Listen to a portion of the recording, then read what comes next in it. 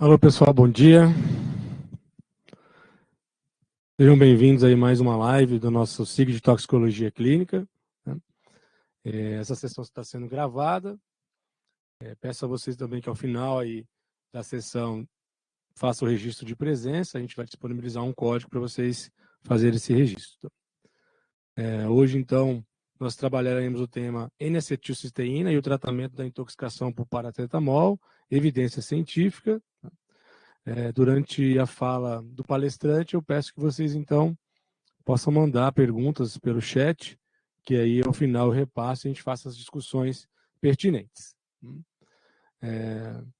Gostaria de enfatizar que essa live ela é promovida pelo SIG Toxicologia Clínica via rede universitária de telemedicina.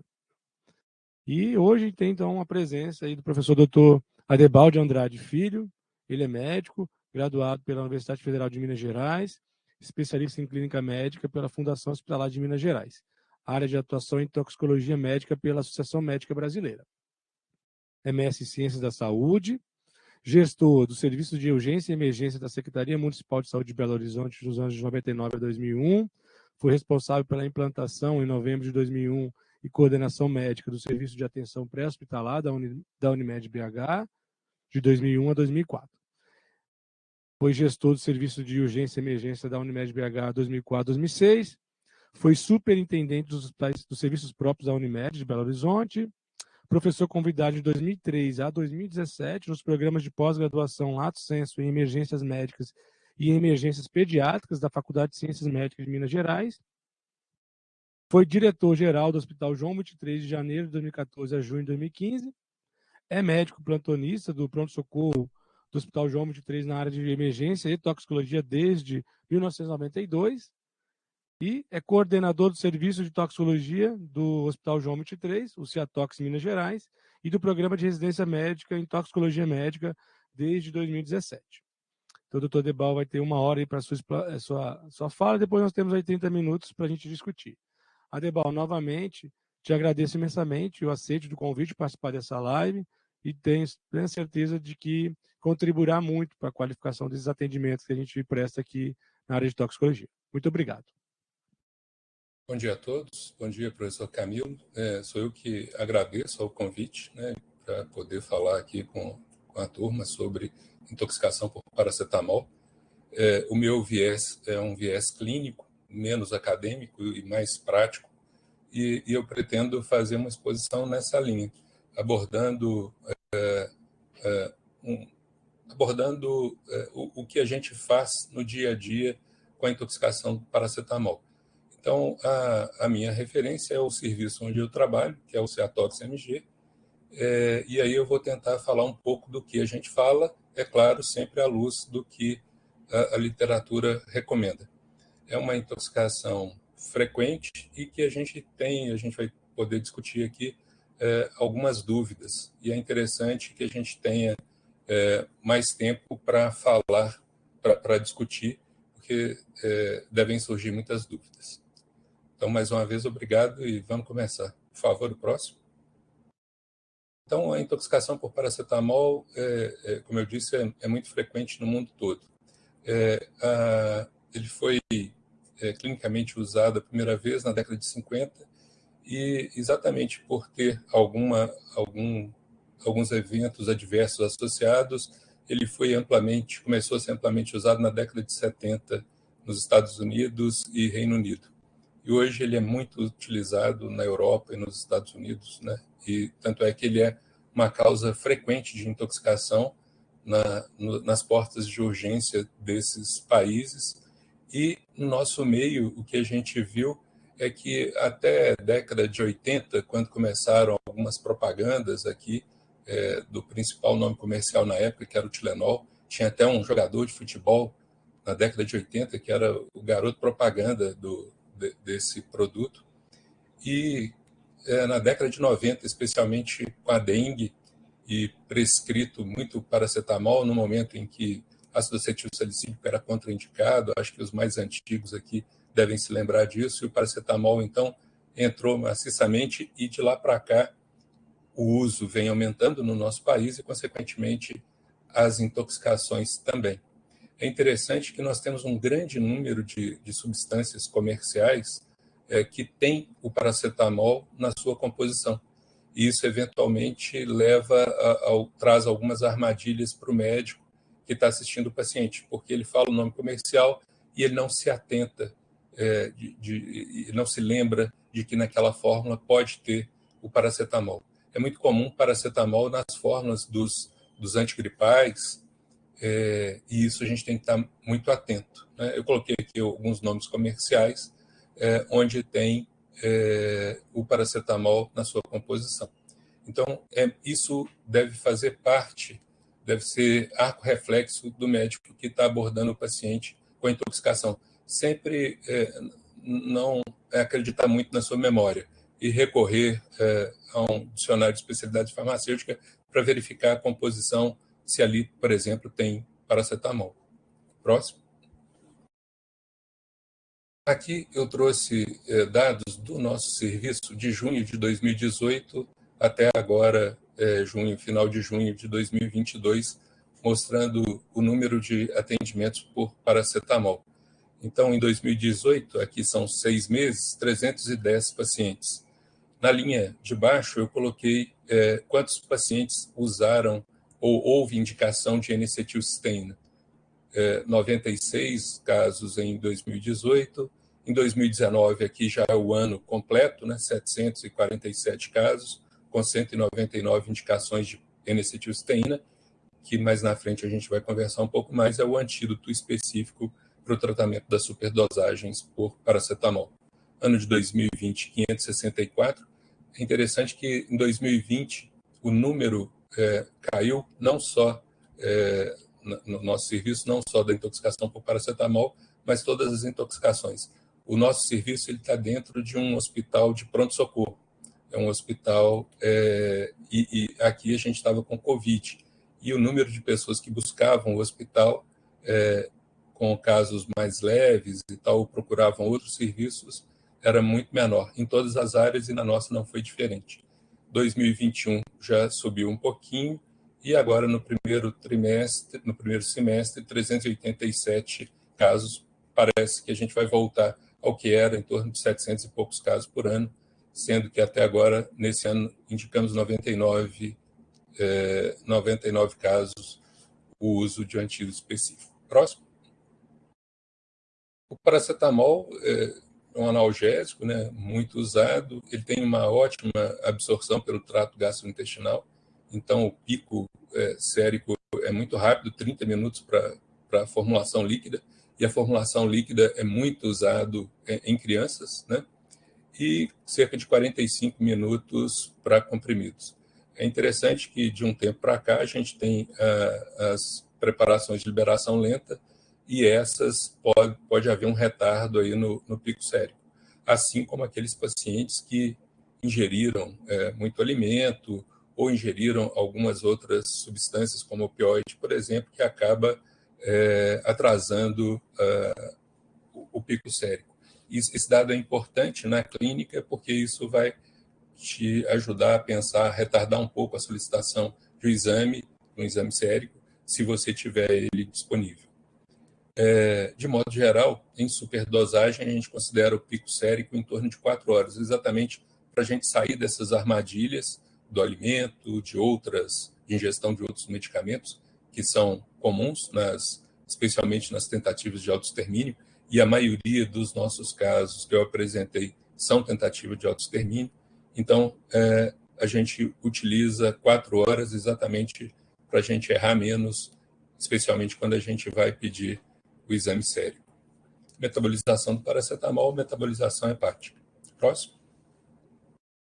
O paracetamol, por si só, como todos sabem, né, é uma droga segura e que ele não é tóxico, né? Reações idiosincrásicas com insuficiência hepática com dose terapêutica é descrito, mas é extremamente raro. Tanto é que é uma droga utilizada no mundo inteiro, né? O que é tóxico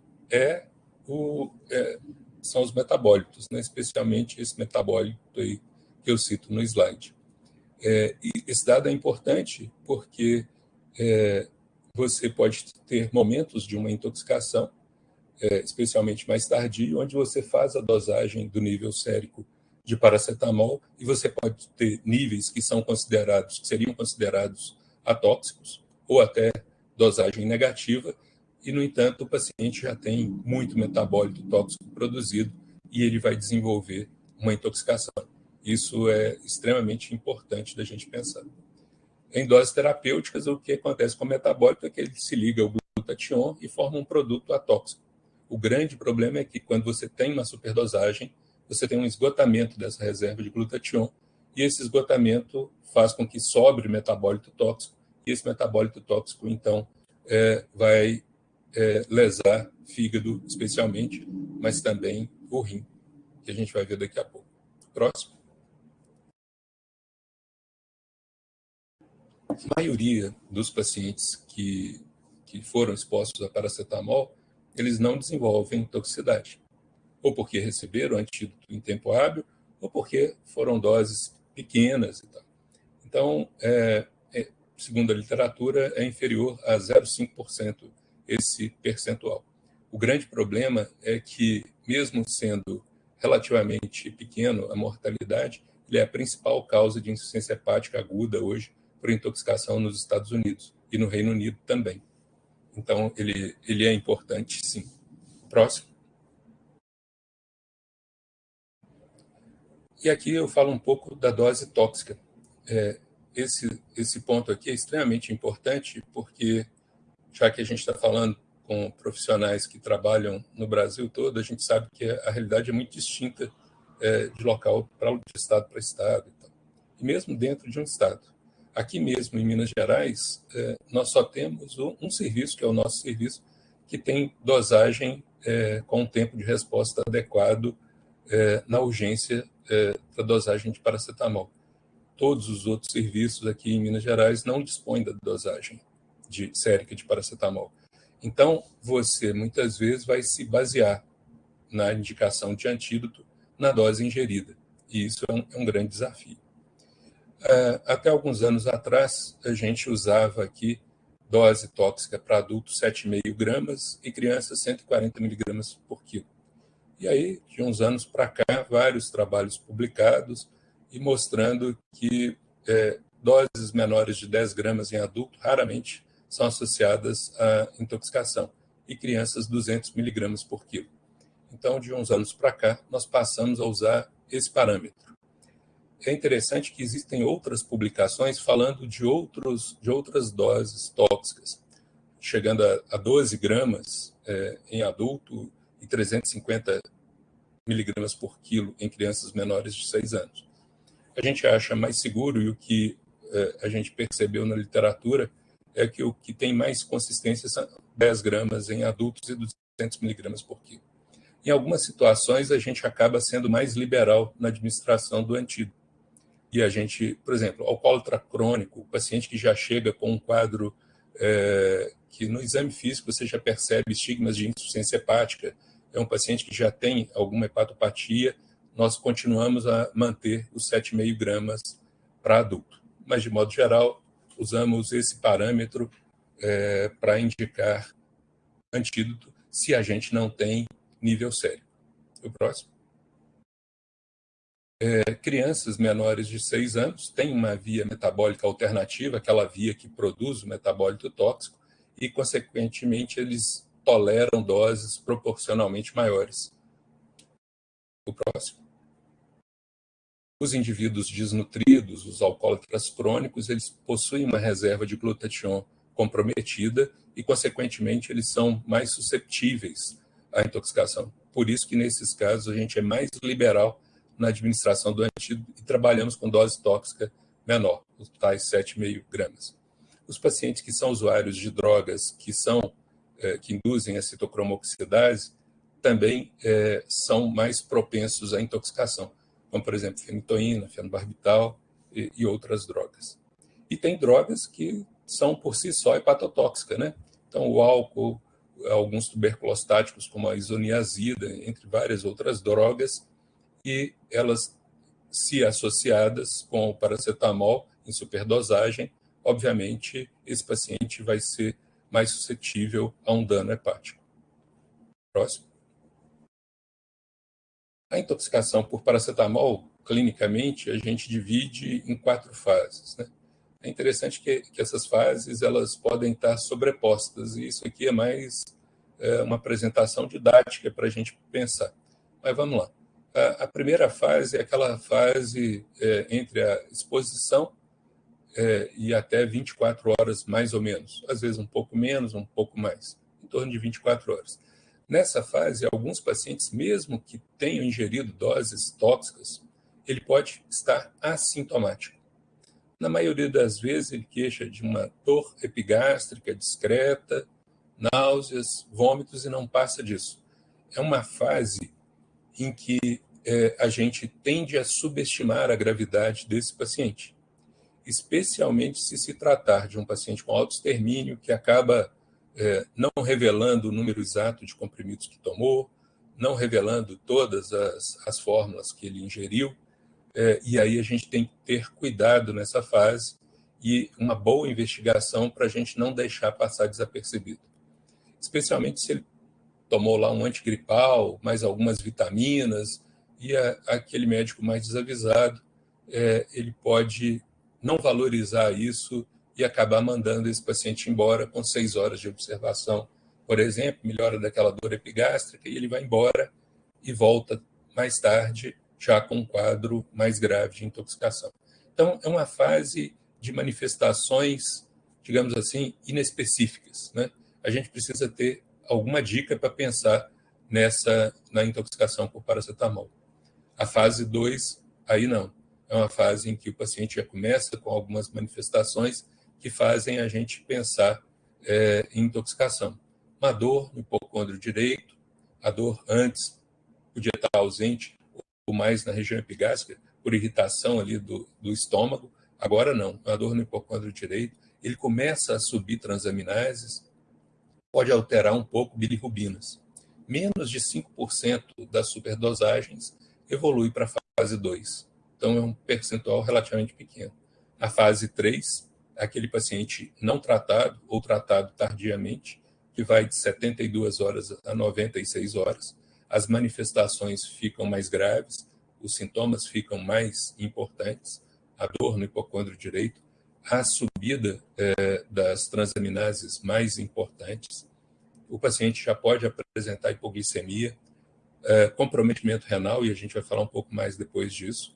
E nessa fase ele pode, inclusive, apresentar uma insuficiência hepática fulminante.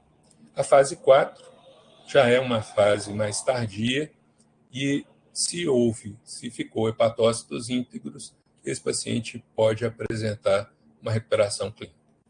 Então, essas são as fases e, obviamente, elas podem estar superpostas. Próximo. As fatalidades por insuficiência hepática, né, os óbitos, eles ocorrem 3 a 5 dias depois da superdosagem, como eu já falei, e raros são os casos de reação idiosincrásica com dose terapêutica. Eu vi uma paciente de 30 e poucos anos de idade, num pós-operatório de uma mamoplastia, que usou paracetamol em dose terapêutica em ambiente hospitalar controlado e que teve uma hepatite fulminante. Mas é um caso anedótico e, obviamente, não representa o nosso dia a dia. Só uma curiosidade. A morte, normalmente, desses pacientes com intoxicação grave por paracetamol, ela resulta de uma falência de múltiplos órgãos, comprometimento respiratório, quadro séptico, edema cerebral e, mais raramente, hemorragia. É interessante que esses pacientes, a gente não falou no início, mas aquelas doses maiores que 10 gramas, elas podem também provocar, entre as manifestações clínicas, uma depressão do sistema nervoso central, mas não é comum, é mais raro. Os pacientes que sobrevivem à fase 4, né, normalmente eles têm uma recuperação completa, né? Na maioria dos casos, transaminases vão caindo à medida que o tempo vai passando. Então, você vê lá pacientes com transaminases de 4.000, 5.000, e depois, 2 semanas, 3 semanas depois, esse paciente já está com níveis próximos da normalidade, aqueles pacientes que obviamente que responderam bem. Próximo. Aqui eu trouxe critérios de avaliação de transplante hepático, né? É um assunto que a gente deve pensar quando a gente está abordando as intoxicações graves por paracetamol. Mesmo sendo uma intoxicação, mesmo sendo uma tentativa de autoextermínio, se esse paciente preencher critérios de transplante hepático, ele deve ser encaminhado para um centro de transplante e deve entrar na fila de transplante. Então, tem alguns critérios, né, que são os critérios clássicos aí para intoxicação de paracetamol, que você já deve pensar em transplante. Um pH menor que 7,30, então uma acidose, né, um RNI bastante alterado, mais de 6,5, uma creatinina maior que 3,4 e já uma encefalopatia hepática instalada grau 3 ou grau 4. Então, esses são os critérios que a gente deve avaliar ou pensar em colocar esse paciente na fila de transplante. Felizmente, é a menor parte dos casos, né, que a gente, pelo menos no nosso serviço, não é frequente, mas que pode acontecer. Tem alguns outros exames laboratoriais que são preditores de mau prognóstico, que é o lactato alterado, né, um lactato aumentado, e o fosfato também. Eu coloquei aqui embaixo um link. Esse link você pode acessar e ele monta um scorezinho para verificar se vale a pena ou se aquele paciente está indicado ir para transplante ou não. O próximo. Quando a gente pensa em intoxicação por paracetamol, normalmente a grande preocupação é o fígado e faz todo sentido, né? Mas também pode haver um comprometimento renal. Quando você não tem alteração hepática, é raro você ter comprometimento renal. Então, se você não tem lesão hepática, normalmente você não tem comprometimento renal. Mas em 25% daqueles pacientes que evoluem com hepatotoxicidade, você tem comprometimento renal. E às vezes esquece de verificar a creatinina e lá na frente o paciente vai complicando e está em insuficiência renal. E 80% dos pacientes que evoluem com insuficiência hepática apresentam insuficiência renal. Provavelmente aqui, não explicado só pelo comprometimento direto, pela lesão direta do paracetamol, mas por aquele quadro de insuficiência hepática que acaba levando a uma condição pré-renal, e aí esses pacientes evoluem para insuficiência renal. Na maioria das vezes, o mecanismo é necrose tubular aguda, mas existem vários outros mecanismos de nefrotoxicidade propostos. Se você tem paciente com elevação de creatinina, esses pacientes devem ser acompanhados ambulatorialmente, porque você tem que identificar um comprometimento renal mais grave, mesmo se ele recebeu alta do hospital por estar com o fígado bom. Então, é sempre lembrar de, na alta desses pacientes, fazer função renal para verificar se vai precisar de acompanhamento ambulatorial ou não. Próximo. Bom, o que define o prognóstico desses pacientes é o reconhecimento precoce, como eu já falei desde o início e insisto, né? É o reconhecimento precoce e o início do antídoto é que muda o prognóstico desses pacientes. Acontece que essa tarefa não é uma tarefa fácil, né? Especialmente porque uma boa parte desses pacientes com tentativa de autoextermínio, eles chegam com a história truncada, e é muito difícil de você levantar essa história. Então, é muito importante lembrar de, além das manifestações clínicas, procurar com os familiares, com os amigos, se ele tem algum risco de ter ingerido excesso de paracetamol. Isso é extremamente importante e esses dados aqui vão fazer com que a gente entre com a terapia com antídoto em tempo adequado e tempestivo. Próximo. A história, então, é importante, né? É muito o momento da chegada do paciente na sala de emergência é o momento mais rico para colher essa história. Você tem familiares que às vezes estavam com o paciente no momento da exposição, os socorristas que viram o ambiente, viram cartelas na casa, deram uma olhada onde o paciente estava, descobriram se tinha alguma outra substância ali. Então, é o momento de colher uma boa história. Sempre lá no nosso serviço, a ideia é sempre ter um grupo atendendo, abordando o paciente e outro grupo abordando os socorristas e familiares, exatamente para colher histórias, tanto do familiar quanto do paciente, na tentativa de chegar a um diagnóstico. É tanto complicado a gente deixar de fazer o diagnóstico da intoxicação por paracetamol do que a gente deixar passar um outro quadro grave, ou às vezes até mais grave que a própria intoxicação por paracetamol. Então, mesmo que o paciente chegue com a marca, com estigma de intoxicação por paracetamol, é interessante você olhar todos os dados vitais, buscar evidência de trauma, para você afastar outras causas, especialmente, volto a insistir, naquele paciente com tentativa de autoextermínio. Então, a gente não pode deixar passar um outro diagnóstico nessas situações. Próximo. A identificação do toxicante é fundamental, seja pela história ou pela determinação do nível sérico. Mas provavelmente, se eu fizer aqui uma enquete com as pessoas que estão nos vendo agora, a maioria não vai ter acesso ao nível sérico. E aí a gente vai contar única e exclusivamente com manifestações clínicas e a história do paciente. Próximo.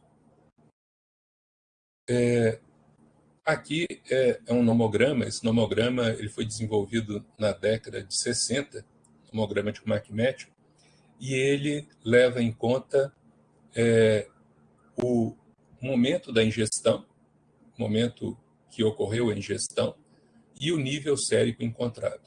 Então, ele leva a amostra de sangue deve ser colhida depois de 4 horas. Por que 4 horas? Porque é exatamente o pico sérico do agente. E não mais que 24 horas após, porque depois de 24 horas é aquela historinha que eu contei. Você pode não ter paracetamol dosável, e, no entanto, ter metabólito tóxico.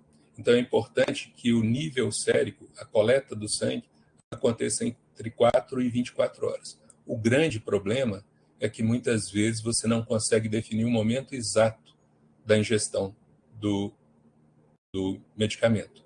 E, nessa situação, então, você vai ter que buscar e trabalhar com o pior cenário. Olha, quando foi? Olha, na pior das hipóteses, foi a 10 horas. E aí você trabalha, então, com o pior cenário para que você não subestime a gravidade depois de fazer uma coleta.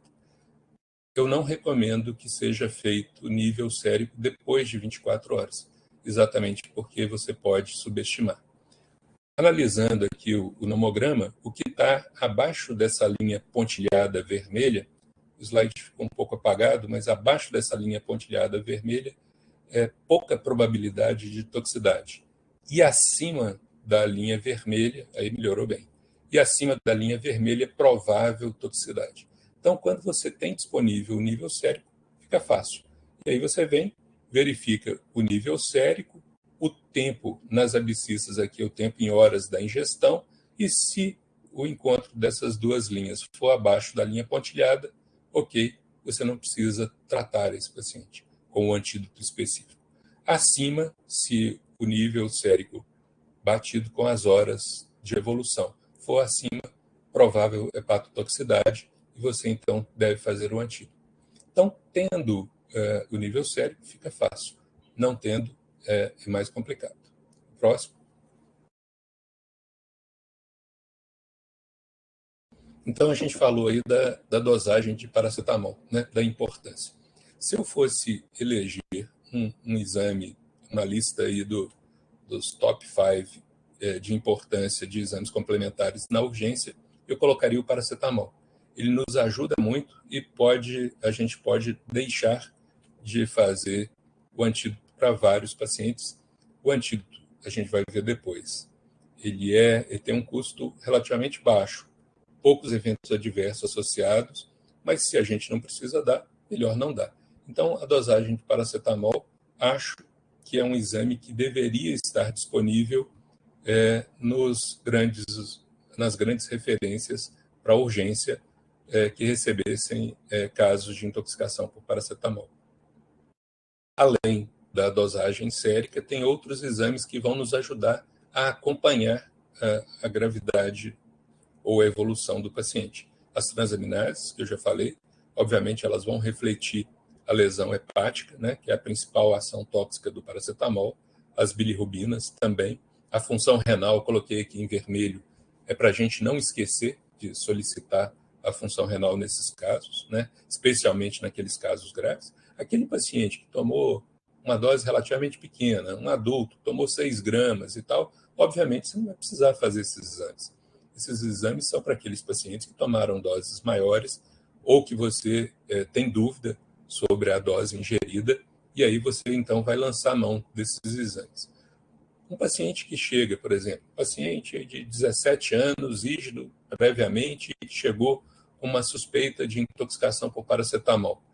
Não tem nenhuma doença hepática, é um paciente, enfim, sem nenhuma disfunção hepática, nenhum passado mórbido, não teve hepatite, nem nada. É um paciente que eu não, na emergência, eu não vou pedir exames dele. Vou usar esses exames para acompanhar a evolução desse paciente, e aí sim vai ser extremamente importante. Mas se é um paciente, já chega um paciente mais velho, um paciente com aranhas vasculares, um paciente com ginecomastia, tem algum estigma de insuficiência hepática, esse paciente, então, eu vou pedir essa bateria de exames exatamente para eu verificar como ele está ali na admissão. Então, vai depender, o momento de solicitar esses exames vai depender do tempo de evolução e do quadro clínico e das comorbidades que esse paciente apresentar. Eu não gosto de ter, não só para paracetamol, mas para nenhum quadro, uma cesta básica para, olha, chegou o paciente, nós vamos fazer todos esses exames. Então, a gente vive, eu trabalho no hospital público, e é uma escassez de recursos muito grande, né? Sempre foi assim e agora a gente está numa situação pior. Acredito que boa parte do país passa por essas dificuldades. E aí a gente tem que ser o mais racional possível. Racional sempre. Mas se a gente não precisa desses exames, para que pedir, né? Vamos pedir os exames quando, de fato, eles vão fazer diferença no tratamento. O ultrassom abdominal, obviamente, na fase aguda, ele vai trazer poucas informações para nós. O ultrassom é interessante para segmento daqueles quadros graves, para verificar o tamanho do fígado e tal, que vão nos ajudar a definir prognóstico e ver a evolução desse paciente. Obviamente, na urgência, não tem importância, a menos que ele tenha alguma outra comorbidade. O próximo. Então, falar um pouquinho mais aqui isso, está ótimo assim. Das transaminases, né? As transaminases são marcadores importantes e que vão mostrar já o comprometimento hepático.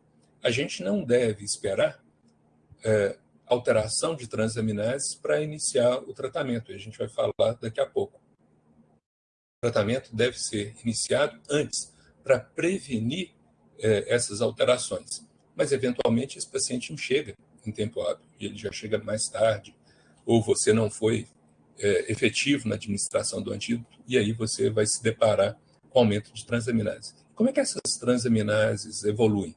Normalmente, a TGO ela sobe mais rapidamente, né? E se você começa a ter subida, significa que você, sem uma outra causa definida, porque você está tendo toxicidade por paracetamol. Normalmente ela aparece 12 a 24 horas depois da exposição, especialmente se esse paciente não foi tratado em tempo hábil, e chegando aí na fase 2, em torno de 1.000, 1.400 de transaminases, e na fase 3, que é aquela fase mais tardia, com um comprometimento hepático já definido, você pode chegar com 10.000, 12.000, 14.000 de transaminases. Esses exames são importantes, mas todos aqueles outros que eu falei, como o lactato também, especialmente nos pacientes mais graves, em que você vai usar esses critérios até para indicar que esse paciente vá para uma fila de transplante, por exemplo. Próximo. Recebeu o paciente intoxicado, né, o que eu vou fazer de tratamento? Esse slide aqui é um slide que eu uso para todo caso de intoxicação. E não é para todo caso de intoxicação, não é para tudo que a gente receba na sala de emergência. Então, a primeira providência é estabilizar o paciente. Olha, mas comprometimento cardiovascular, respiratório é muito raro, é praticamente não descrito com intoxicação por paracetamol. O grande problema é que pode ter outros agentes associados. É muito comum, por exemplo, intoxicação por paracetamol vir associado com codeína, intoxicação por codeína. Um opioide, né, que leva a miose, depressão do sensório e depressão respiratória. Então, você pode se deparar com um paciente com intoxicação por paracetamol associado ao opioide e ele ter, por exemplo, um quadro de comprometimento respiratório que você vai ter que atuar. Então, sempre fazer o ABCD, desobstruir vias aéreas, oferecer oxigênio. Se esse paciente está com um coma mais profundo, se tem possibilidade de ser opioide, lembrar do antídoto do opioide, naloxona, um bom acesso venoso, se verificar glicemia, né? A hipoglicemia não é uma alteração frequente na fase aguda, como a gente viu, da intoxicação por paracetamol. Ela é mais tardia, mas nada impede que esse paciente tenha tomado, por exemplo, um hipoglicemia oral ou tenha administrado uma dose maior de insulina. Se esse paciente está comatoso, vamos buscar outra causa daquele quadro do sistema nervoso central que não possa ser explicado só pelo sistema nervoso central. O que a gente deve fazer é não rotular esse paciente e deixar de fazer essa abordagem. Então, essa abordagem é universal para todo paciente que chega na sala de emergência, e o paracetamol não vai ser diferente. Próximo. Descontaminação gástrica. A maioria, atualmente no Brasil, a gente já tem paracetamol venoso, mas eu, até hoje, felizmente, nunca vi uma intoxicação por via intravenosa, apesar da gente já ter formulação de uso intravenoso no Brasil. Então, a maioria das intoxicações de paracetamol são por ingestão mesmo. Descontaminação gástrica, vale a pena fazer? Vale a pena fazer. Se é uma dose tóxica, se esse paciente chega num tempo hábil, o que a gente considera tempo hábil? Menos que 60 minutos. Se esse paciente chega mais de 60 minutos, a eficácia desse procedimento é muito baixa. Você expõe o risco. Uma lavagem gástrica não é um evento sem prejuízo para o paciente.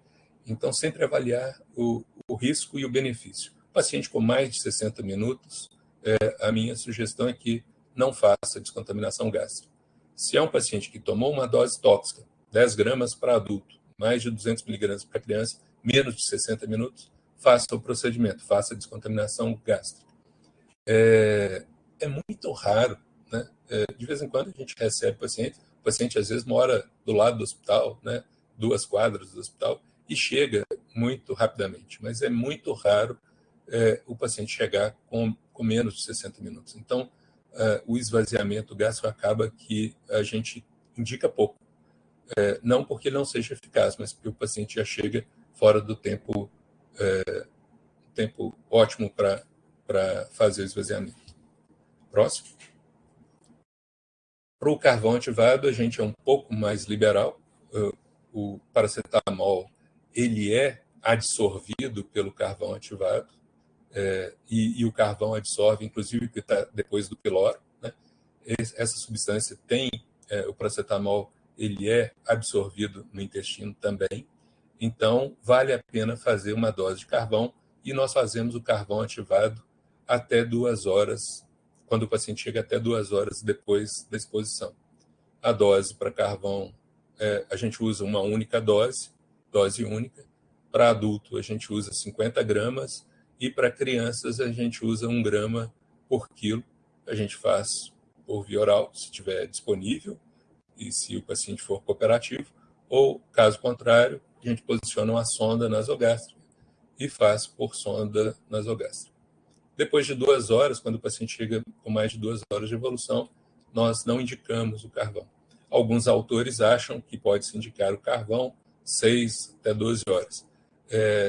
A literatura não define, mas no nosso serviço nós usamos até 2 horas depois da exposição. Próximo. Bom, já vimos aí a descontaminação gástrica e o carvão ativado. E aí tem o tratamento sintomático desse paciente, né? Como eu disse, é muito comum o paciente chegar com náuseas, vômitos, e se ele tiver, nós vamos usar um antiemético, um dacetrona, por exemplo, para corrigir essas manifestações. É comum esse paciente, especialmente esse com vômitos incoercíveis, apresentar desidratação, distúrbio eletrolítico. Se for o caso, vamos hidratar esse paciente, e é isso que a gente faz. Não tem nada além disso na abordagem geral desse paciente. Próximo. E aí, então, a gente entra na pedra angular do tratamento das intoxicações graves por paracetamol. Nós só vamos usar, então, o antídoto, que é a N-acetilcisteína, para as intoxicações graves. Tem 2 apresentações: a apresentação por via oral ou por via intravenosa do N-acetilcisteína. Elas têm uma eficácia parecida, e você pode optar por um ou outro. Coloquei aqui um nome comercial, mas tem vários nomes comerciais. O nome comercial mais comum, mais conhecido, é o Fluimucil, da N-acetilcisteína. E quando a gente vai fazer por via oral, ela vem, a N-acetilcisteína vem em sachêzinhos. Cada sachê tem apresentação de 200 miligramas, 400 miligramas, 600 miligramas. Então, quando você for prescrever, é sempre bom verificar na sua farmácia qual é a apresentação que tem, especialmente os hospitais públicos, né, que compram por menor preço e às vezes compra uma leva de 400 miligramas, outra de 600 miligramas. Às vezes, no próprio estoque da farmácia, você tem de 200 e de 600. Então, muita atenção na hora de prescrever. Eu vejo muito erro de prescrição, porque faz os cálculos direitinho, a dose, e na verdade, ele não leva em conta a apresentação. Descreve lá, sei lá, 40 sachês, e ele quis prescrever de 400 e foi de 200. E aí corre risco de fazer dose menor. Então, sempre atento e verificar lá na sua farmácia, olha, com qual apresentação que a gente está trabalhando. Então, ele vem em sachêzinho, ele tem enxofre, né, e tem um cheiro desagradável de enxofre. Só que os fabricantes normalmente dão um sabor de laranja que disfarça um pouco esse cheiro de ovo podre aí, que é característico da N-acetilcisteína. Então, ele vem geralmente nessa cor alaranjada, o sabor de laranja, né? Você dilui em água fria e esse paciente pode tomar por via oral. Ou então, se ele está com sonda nasogástrica ou não toma, ou é um paciente que está mais grave por uma outra intoxicação e está entubado, você pode posicionar uma sonda nasogástrica e fazer por sonda. A dose, faz uma dose de ataque, 140 miligramas por quilo, e uma dose de manutenção de 70 miligramas por quilo, metade da dose de ataque, oral ou sonda nasogástrica, e 17 doses. Então, um total de 18 doses. Essas doses, elas têm um intervalo de 4 horas. Então, aqui a gente está falando de um tratamento por via oral, um tratamento com duração de 3 dias, 72 horas. Isso é um ponto que a gente deve pesar na hora de adquirir o antídoto. Se a gente adquire os sachês por via oral, esse paciente ele vai precisar ficar um pouco mais de tempo hospitalizado, diferente do uso intravenoso. E aqui tem alguns outros problemas com a apresentação oral. Geralmente, os pacientes toleram bem lá quinta, sexta dose, e na 7ª dose ele começa a ficar um pouco enjoado com a N-acetilcisteína. e alguns pacientes podem apresentar vômitos. Você pode usar um antiemético, mas às vezes são vômitos importantes e ele não tolera a via oral. E aí você vai ter que optar por mudar, se você tiver disponível, por via intravenosa. Então, a administração é relativamente fácil, é barato, mas tem essa intolerância que pode acontecer. E quando você estiver administrando por via oral e faz uma dose e esse paciente vomita com menos de 2 horas, o que a gente recomenda é desconsiderar aquela dose e repetir como se ele não tivesse tomado aquela dose, exatamente para a oferta da N-acetilcisteína não ficar aquém da necessidade. Lembrar que ele é um precursor do glutatión. E o que a nossa ideia é manter níveis altos de glutatión para inibir ou para neutralizar o metabólito tóxico. Então, é importante que a gente tenha nível sérico perene da N-acetilcisteína. Por isso, a importância desse controle de perto.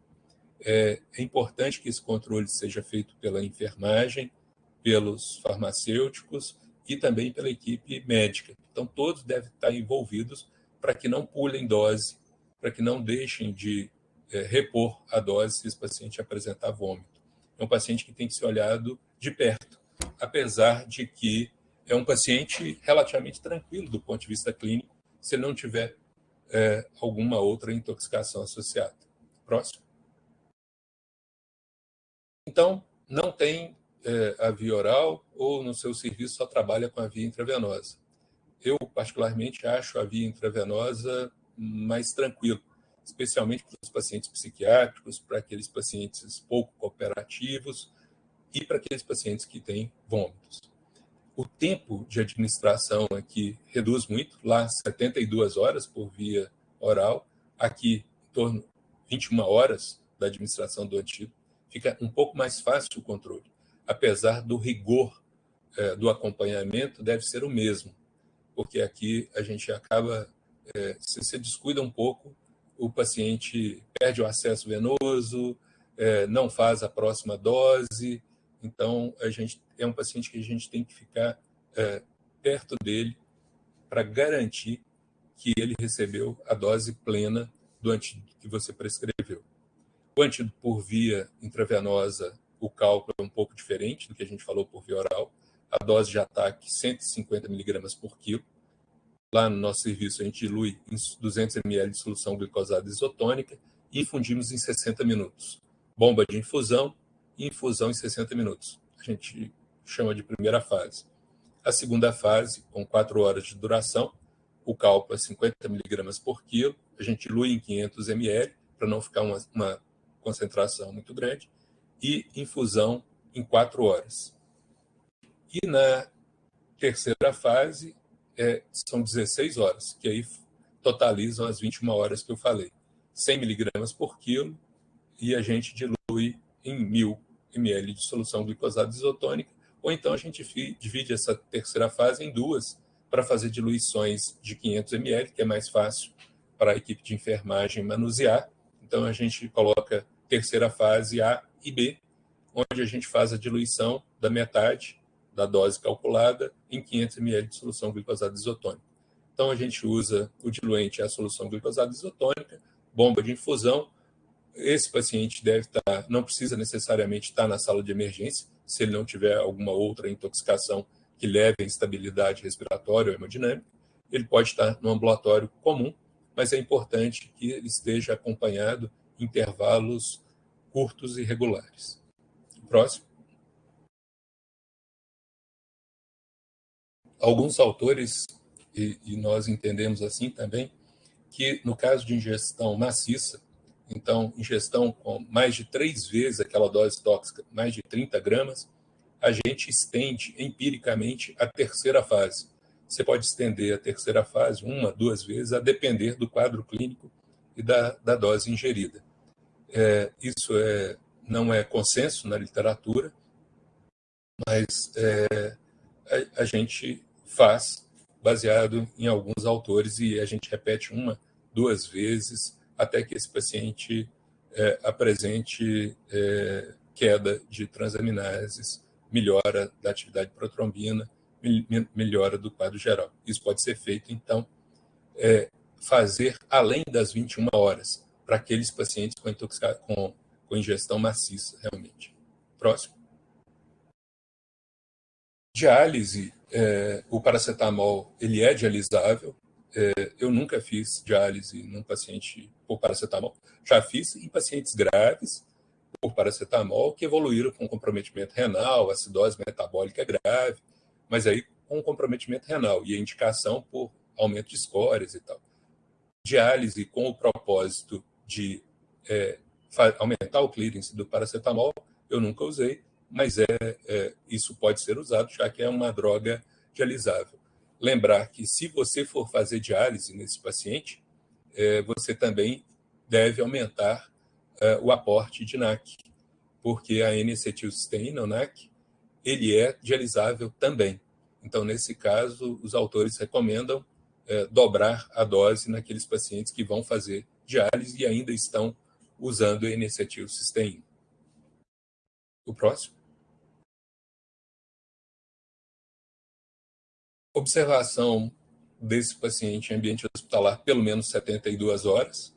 Por que 72 horas? Para você ter pelo menos aí 3 exames de transaminases, atividade protrombina, função renal, naqueles pacientes em que chegaram em tempo hábil, que você tratou adequadamente. Os pacientes que tomaram doses consideradas atóxicas, obviamente, eles podem receber a alta antes. Eu estou falando aqui daqueles pacientes que tomaram aquelas doses tóxicas que eu falei.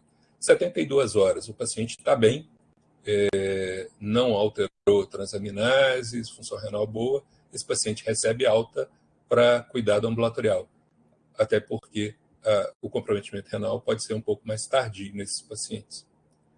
O próximo. E aqui só lembrar, né, especialmente se for uma tentativa de autoextermínio ou uma tentativa de homicídio, no caso de crianças, isso infelizmente às vezes acontece, né? Lembrar depois da estabilização clínica que esse paciente seja avaliado por psicólogo, se necessário psiquiatra, se for uma criança, o conselho tutelar e a abordagem do serviço social. Essa abordagem multidisciplinar ela é extremamente importante e quando ela é feita de uma maneira completa, isso diminui as reincidências das intoxicações. Quem trabalha em serviço de toxicologia, ou mesmo serviço de emergência, sabe o quanto a gente tem de reincidência dessas tentativas de autoextermínio. E acabam que vão num aumento progressivo de gravidade e acabam lá, mais cedo ou mais tarde, evoluindo com um quadro grave e até o óbito. Então, esse suporte da psicologia, psiquiatria, serviço social, extremamente importante nas tentativas de autoextermínio, especialmente. Próximo. Acho que era o último, né? É o último? Sim, professor, é o último. Ok, Marco, obrigado. Então, eu agradeço e estou à disposição, Camilo, para a discussão. Adebal, obrigado pela sua explicação. Tá? Fui anotando algumas dúvidas aqui, vou ter que até que riscar da minha lista aqui, que você já foi respondendo aqui, então, muito obrigado mesmo. Tá? O pessoal está digitando aqui no chat, daí aproveitando a sua presença, fui pensando em algumas situações que aconteceram conosco, e aí eu vou aproveitar a sua experiência de mais de 30 anos de atuação no CEATOX, né, de Minas Gerais, para questionar algumas questões. Agora, no final, você falou da continuidade, né, que pode continuar o protocolo uma ou duas vezes. Além da parte clínica do paciente, né, algum valor laboratorial, número de vezes de TJ, TGP, haste-out acima, coagulograma, alguma questão de valores que vocês levam em consideração para continuar, ou se está alterado em uma clínica não muito favorável, vocês continuam? Qual que é a experiência de vocês? Se aquelas situações onde está bem documentado uma exposição a 30 gramas, acima de 30 gramas, 3 vezes a dose tóxica, esses pacientes nós prolongamos pelo menos mais uma vez, mesmo que ele tenha parâmetros laboratoriais não tocados. a gente aumenta porque a gente entende que esse paciente tem metabólito tóxico, pode ter metabólito tóxico, e que vale a pena a gente prolongar esse tempo. Se esse paciente tem alterações acima de 5.000 de transaminases, e aí a gente mantém. Abaixo de 1.000, se ele está em queda, e abaixo de 1.000 a gente suspende. A gente não faz mais, não faz um novo ciclo. Perfeito, excelente. Na hora da infusão, né, do NAC, o paciente apresentando reação, né? Então, acho que deve ser semelhante ao que a gente trabalha no soro antiveneno, né? A suspensão do NAC, momentaneamente, tratar se necessário e voltar a infundir. Mas o paciente volta a recorrer a ter essas reações. O que vocês costumam fazer aí na parte clínica? Do mesma forma que a gente faz na administração do antiveneno, no nosso serviço a gente não usa medicação pré-soro. Então, aquele esquema de prometazina, difenidramina, corticoide, a gente não usa. Se nós estamos administrando, não é tão frequente, é menos de 15% dos nossos pacientes que recebem N-acetilcisteína intravenosa tem reação, e a maioria, Camilo, reação leve, prurido, uma pápula e tal, e é exatamente o que a gente faz. Suspende tratamento com antihistamínico, eventualmente uma reação mais grave. Algum tempo atrás, a gente teve uma plantonista recém-admitida, ela foi nossa aluna, residente, e sempre eu falava, tranquilo, administração, e no primeiro plantão dela teve uma reação grave a N-acetilcisteína. E acabou que marcou lá a carreira dela, está conosco ainda, mas acaba que marcou, e para ela é grave essa administração, mas realmente a frequência é baixa, a gente suspende antihistamínico e volta a correr, e fazemos como fazemos no soro antiofídico, por exemplo. Assim que tiver, tratamos e voltamos a correr. Nós não deixamos de fazer a dose completa preconizada. A plantonista deve ter pensado, o chefe pegou uma pressa em mim. A Sayonara agradecendo, parabenizando, a Eliane Castro também, e a Eliane aproveita e pergunta: existe alguma conduta específica na ingestão elevada de paracetamol por paciente grávida? Não, não está contraindicado o uso de N-acetilcisteína, então você pode dar. O paracetamol atravessa a barreira placentária, então a gente faz o tratamento habitual, obviamente com cuidado maior por se tratar de uma gestante. Só confirmando, doutor Debal, na certeza da ingestão da dose tóxica, vocês adotam uma conduta conservadora, pensando que são raros serviços que fazem dosagem de paracetamol, né, como você já iniciou sua fala, então se adota a conduta conservadora. Inicia o N-acetilcisteína mesmo que você não tenha certeza se a dose tóxica foi atingida. Se está muito bem documentado, em crianças, por exemplo, em crianças é um pouco mais fácil, por incrível que pareça. Então, tem lá uma criança que tomou paracetamol, traz o frasco, você tem lá 200, tem várias apresentações, né, também as soluções, então tem lá com 32 miligramas por ml, 100 miligramas por ml, 200 miligramas por ml, então faz a continha, verifica lá o total que teria naquele frasco, quanto que sobrou, quantos ml que tinha esse frasco, e muitas vezes você consegue chegar com segurança na dose ingerida. Se é uma dose, no caso de crianças, acima de 200 miligramas, fazemos. Mas se nós, com algum grau de segurança, como eu citei esse caso, e essa dose menor que 10 gramas para adulto, ou menor que 200 miligramas por quilo, nós não fazemos o antídoto.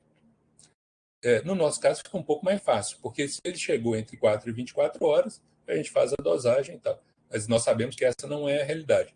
Então, é o seguinte, se tem dúvida, é uma história que pode estar truncada, é melhor você iniciar o antídoto, que você tem, eu acho que eu não falei isso, é interessante aproveitar, a gente tem um tempo ótimo para iniciar esse antídoto, que não deve passar das 8 horas, aproximar aí de 4 horas da exposição. Então, você tem esse tempo aí de 4 até 8 horas para manobrar, fazer exames complementares, lembrando que aqueles exames coadjuvantes vão ajudar pouco, né, Camilo? Porque você não vai ter alteração ali naquele momento.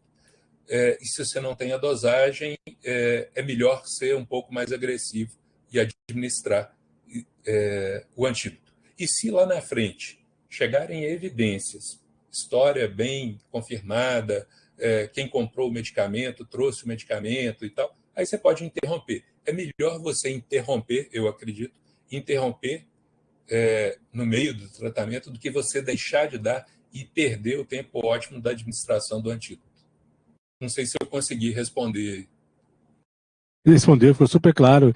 E muito interessante que você reforçou uma situação bem corriqueira, né? Que alguns profissionais acabam esquecendo que esses exames de atividade hepática não vão estar alterados com 4, 6 horas de história. E aí ficam preocupados. Não, mas vou dar o antídoto, está tudo normal, o paciente está bem aqui e tal. É esse conhecimento que é importante repassar para o outro lado, para o profissional. É a hora de dar, né, Camilo? Porque é para prevenir essas alterações. Porque fazer o antídoto lá com 20, 30 horas depois, que ele já está lá na fase 2, com 1000 de transaminases, primeiro que a eficácia está muito comprometida. E segundo que o prognóstico do paciente já é pior. Excelente. Tem umas situações que até aconteceu comigo aqui recentemente. O paciente vem tomando paracetamol há semanas, em dose acima da dose terapêutica, mas é uma dose inferior à dose tóxica. Então, 1 semana de uso. E a gente sabe que não tem dosagem de paracetamol no serviço que está acompanhando ele.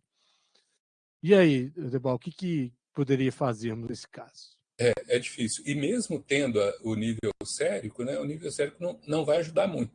O que a gente faz é o seguinte: qual é a dose nas últimas 24 horas? Então, se esse paciente não... Exames dele normais. E esse paciente, na minha opinião, vale a pena você fazer transaminases, bilirrubinas, atividade protrombina. Esse paciente com exposição crônica vale a pena, até porque ele já tem alguns dias de evolução, apesar de não ter, na história, né, ingerido mais de 4 gramas a cada 24 horas. Mas o que a gente olha é o seguinte: se ele está exames absolutamente normais, não triscou transaminase, atividade protrombina normal e tal, e nas últimas 24 horas tomou doses menores que 4 gramas, a gente não inicia antídoto. Se esse paciente tem alteração de transaminase sem um outro motivo, aí nós tratamos ele como sendo uma intoxicação. E eu acho que talvez isso traz muita dúvida para nós também. Eu acho que a gente acaba tratando um pouco mais do que o necessário. Eu acho que cada caso a gente precisa olhar mais detalhadamente como é que é a história, comorbidades, mas de regra geral a gente faz dessa forma. Mas é difícil esse caso. Excelente. Eu passei um caso sem muita informação, só foi uma pergunta geral e acho que falta informações, você coloca muito bem, que acho que ficou uma reflexão aí, observar as últimas 24 horas, qual é a dose gerida e fazer os exames laboratoriais para verificar, correlacionar a ingestão com alteração. Mas é um caso que deixa dúvida mesmo. Eu tive aqui um recentemente. E vocês trataram? Vocês trataram? Tratamos. Na dúvida, né? Sayonara, parabéns pela apresentação. Em pacientes com hepatopatias crônicas ou etilistas crônicos, a dose do NAC é a mesma? Mantém o mesmo protocolo? Nós mantemos o mesmo protocolo. O que eu disse é que nós somos mais liberais. Atuamos lá, administramos naquele número mais antigo, 7,5 gramas para adulto. Então, se esses pacientes hepatopatas tomam 7,5 gramas, a gente é mais liberal, inicia o antídoto e fazemos 21 horas de tratamento, exceto se ele tomou doses maciças de paracetamol. E mais uma minha aqui para você.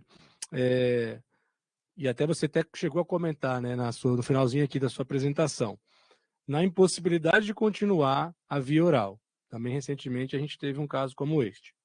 E aí tivemos que passar por uma infusão endovenosa, né? Como ajustar essa dose? Como que eu vou sair da via oral, que eu estou com 140 mg de ataque, 70 mg de 4 em 4, vou para a EV, que é 150 mg de ataque, 50 mg nas 4 e 100 mg nas próximas 16. Você teve alguma experiência quanto a isso? Fez alguma coisa? Como que você olha isso? Eu não estou gostando muito das suas perguntas, não, Camila. As suas perguntas são muito difíceis. O que a gente tem casos assim, né? E especialmente a gente no nosso hospital a gente está vivendo um problema de desabastecimento. E nesse momento a gente está sem N-acetil NAC venoso. E de vez em quando chega lá uma leva e aí a gente fica, às vezes tem que dar oral e depois chega o venoso e tem que fazer. O que a gente faz é o seguinte: em que ponto do tratamento a gente está? Então, olha, está nas primeiras doses, foi feita a dose de ataque, nós zeramos e iniciamos do ponto zero. Fazemos 1 hora, 4 horas e 16 horas. Se esse paciente já está mais tardio, já recebeu lá mais de 50% das doses e tal, a gente expressa a dose de manutenção e começamos da segunda dose. Qual a evidência científica que eu tenho disso? Nenhuma. Então, se você quiser, se você falar comigo, se você me apertar, quando o residente me aperta lá, vai, não, então vamos começar do zero. Eu não tenho evidência. É o feeling mesmo ali, na hora. Vocês acharam alguma coisa publicada sobre isso? Eu ia te falar agora. A gente não achou nada, então pelo momento ali. Você tem que pensar e adaptar o protocolo. Não achei nada. É melhor, eu entendo que se é uma dose grande, se é uma ingestão grande, eu considero sempre trabalhar com o pior cenário e melhor começar do zero, se você está muito próximo do início do tratamento. Mas é difícil, eu não tenho resposta boa, não. Não, mas você colocou muito bem. Eu acho que se está no início da oral, esquece a oral e parte do zero do EV. Agora, se está ali mais ou menos na metade da oral, dá para pensar em esquecer ataque da EV e pensar na manutenção e continuidade da EV. Mas sem subsídio da literatura, sabe? Sem. Nós também. Eu tive que fazer isso aí sem subsídio, não achei, né? Uma correspondência do que fazer, então eu não dei ataque também, não. Mas eu já parti para a continuidade. Eu fui para 16 horas. 100 mg pelas próximas 16. Pessoal, mais alguma dúvida? Algum questionamento? As minhas agora acabaram. Aqui. Ainda bem. Debal, então, acho que ninguém tem mais dúvida. Foi muito bom tê-lo aqui conosco hoje. Assim, acho que essa visão prática, assim, acho que é muito importante o nosso SIG. A gente vê lá no grupo da emergência algumas dificuldades entre os plantonistas, muitos chegando, às vezes, o Ciatox, né? Sim. E aí, essa fala sua muito direta e reta do que a gente precisava, com certeza contribui, fica gravada a live e os outros profissionais poderão ter acesso a essa palestra. Eu te agradeço de antemão a sua disponibilidade e a transmissão desse conhecimento para nós aqui. Eu que agradeço a oportunidade, Camilo, e esse bate-papo no final, eu acho que é mais rico do que a fala inicial. Muito obrigado pela oportunidade. Eu que agradeço. Eu vou pedir ao Mário para colocar aí a lista de presença a todos, agradeço a participação de todos e gostaria de reforçar então que no dia 2 de setembro, daqui 60 dias, a gente tem a presença do Dr. Alexandre Zucoloto e ele falará sobre tratamento das intoxicações por drogas de abuso, o que há de novo aí no nosso cenário. Conto com a presença de todos. Adebal, bom fim de semana, bom pão de queijo com café quentinho aí. Tá bom. E nos vemos aí em breve. Tá bom, um abraço, Camilo. Tchau, gente. Abraço a todos, pessoal.